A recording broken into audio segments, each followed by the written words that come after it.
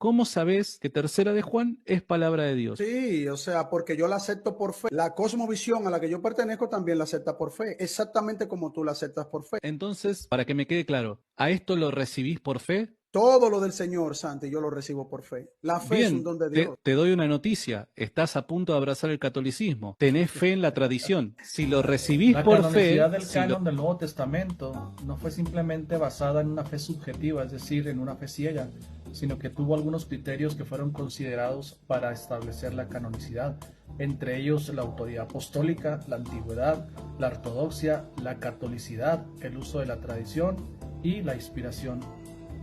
En la antigüedad, las cartas con mayor autoridad apostólica eran las que tenían data de los mismos apóstoles, pues en la antigüedad se acostumbraba que los apóstoles comenzaban sus cartas diciendo su nombre. Pero ¿qué pasaba, por ejemplo, con Lucas y con Marcos? Bueno, pues esto se consideró como canónico, ya que ellos eran colaboradores principalmente de los apóstoles y los apóstoles mismos daban fe y legalidad de su participación en cuanto a su autoridad. Para determinar si un escrito o una obra de un apóstol o de un colaborador era fidedigna y era canónica, tendría que corresponder al periodo apostólico. El autor del fragmento Muratori consideraba en gran estima profética al pastor de Hermas, sin embargo, por estar fuera del periodo apostólico, fue desechada como canónica. Otro de los criterios que se tomaron para la canonicidad del Nuevo Testamento fue la ortodoxia. En este punto, las cartas debían tener una unidad esencial doctrinal, lo que se conoce como la regla de fe. En este punto fue que se desecharon cartas como Hechos de Pedro y el Apocalipsis de Pedro por no guardar una unidad esencial doctrinal con las demás cartas apostólicas. Otro de los criterios que se tomó para la canonicidad fue la catolicidad, dado que el apóstol Pablo escribió a 7 iglesias.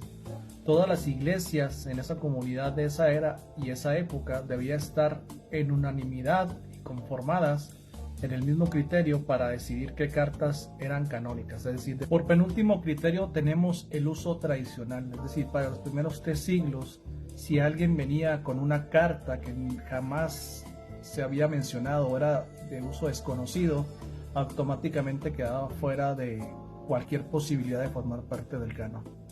El último criterio fue la inspiración. Por inspiración en este sentido se entiende aquella operación del Espíritu Santo por la cual los profetas de Israel eran capacitados para hablar la palabra de Dios.